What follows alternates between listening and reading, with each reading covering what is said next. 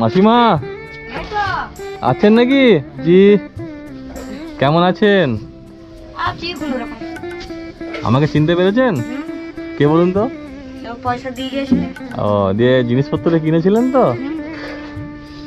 বলছি আমাকে তো চিনতে পেরে গেলেন আগে। তো আমি যে কথাগুলো বলে গেছিলাম মনে আছে আমি কি বলেছিলাম?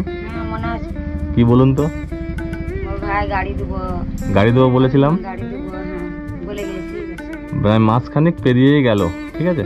তো আমি আমার কথা মতো ভাইটার জন্য সেই গাড়িটা আমি নিয়ে এসেছি, ঠিক আছে? তো আমি ভাইটাকে নিয়ে যাবো গাড়ির কাছে।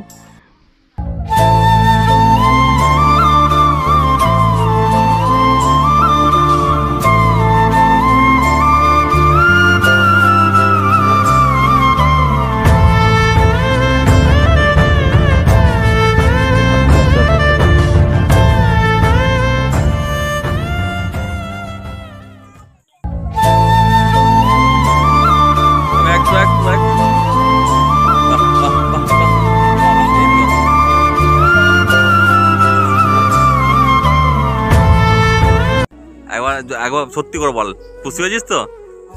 হ্যাঁ, বাহ, খুব ভালো। মানে এই দেখ, তোর খুশিতে এই যে গ্রামের এত লোক, এত ছেলেরা, এত খুশি বাচ্চারা। হ্যাঁ মাসিমা, বলছি আমি তো কথা মতো আপনাকে গাড়িটা করে দিলাম, তো আপনার কেমন লাগছে? ভালো লাগছে। ভালো লাগছে? তো আপনার তো এত অসুবিধা যে লোকের ঘরে কাজ করে এই মানে 100% প্রতিবন্ধী ভাইটিকে নিয়ে আপনি কষ্ট করে, খুব কষ্ট করে সংসার চালাচ্ছেন। তো ক টাকা পান আপনি এখন? একটা ঘরে 300 টাকা দেয়, একটা ঘরে 200 টাকা।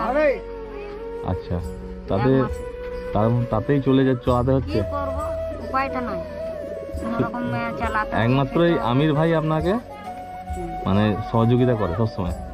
তো আমি এই যে গাড়িটা আজকে দিলাম, ঠিক আছে? তো এই গাড়িটা দিলাম, আপনার মানে খুশি তো? মন থেকে খুশি তো?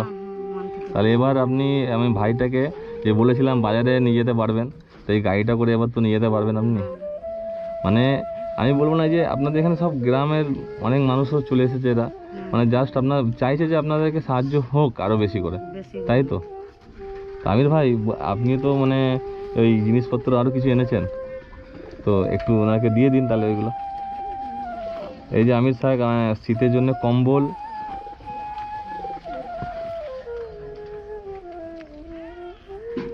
আর মশারি আছে, ভাইটার জন্য জ্যাকেট, প্যান। মানে আপনি এত মানুষের জন্য করছেন যে আপনার তুলনা হয় দাদা।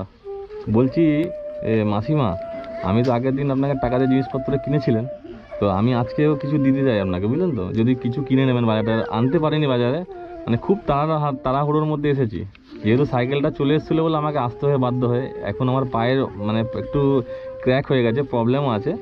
আপনি কাঁদছেন কেন মাসিমা? শুনুন, এটা দেখুন কত টাকা আছে, দেখুন।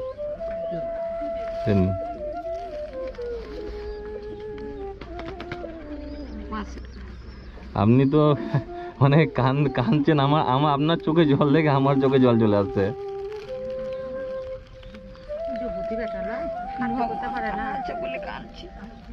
আমি একটা জিনিস বলি, আমি চেষ্টা করব যে আরও যদি মানুষ আপনার পাশে আসে বা আপনাকে সাহায্য করে, তো আপনার যে বাড়িটা ভাঙার অবস্থা আছে, এটাকে আমি একটু মেরামত বা ভালো করার এটা বলবো সবাইকে, যেন আপনাকে সহযোগিতা করুক।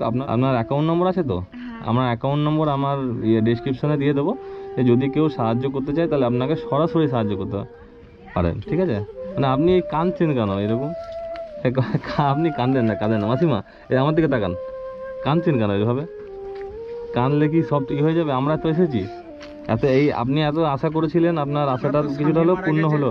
হ্যাঁ, যে থেকে 2 বছর আগে স্বামী মারা গেছে, ওনার 2টো মেয়ে আছে, তারপরে তো ছেলে একটা প্রতিবন্ধী, উনি এমনই প্রতিবন্ধী, ও যে জায়গাটায় বসতে হবে সেই জায়গাটাতেই বসতে হবে, উঠতে পারে না, পেশা পায়খানা করতে পারে না, মাটা যতক্ষণ করে দেবে ওই অবস্থায় রেখে লোকের বাড়ি কাজ করে।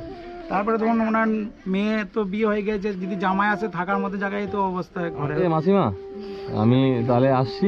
হ্যাঁ, আসছি মাসিমা, আসছি। হ্যাঁ, ভালো থাকবেন, আপনাকে আশীর্বাদ করবেন যেন আপনাদের মতন মানুষের পাশে দাঁড়াতে পারি আমি আরও। আমার যে আপনার গাড়িটা নিয়ে এসে সেই ভ্যানওয়ালার সঙ্গে একটু কথা বলে নিই, দেখি কত টাকা কী ভাড়া হলো। আপনি যে ভাড়াটা কত হলো বলুন একটু। দাদা ভাড়া লাগবে না, আপনি যে মানুষের পাশে এত দাঁড়াচ্ছেন ওতেই দেখে আমার মন পড়ে না। তাই জন্য আপনি ভাড়া নেবেন না? না, ভাড়া দেবো মানে এই ভাইটি মানে মর্দওয়ান থেকে আমার এই মোটর ভ্যানে করে গাড়িটা নিয়ে এসছে। তো ভাইকে যখন দেখেছে আমার এত সাহায্য করছি, তো সেই ভাইটিও নিজের মানে মন থেকে বলছে যে আমি 500 টাকা আমাকে ভাড়া বলেছিল, তো টাকাটাও ভাই নিচ্ছে না। ভাই তোমাকে অসংখ্য ধন্যবাদ ভাই। মানে তোমার মতন যদি মানুষ থাকে তো আর অসহায় মানুষ কেউ অসহায় থাকবে না ভাই।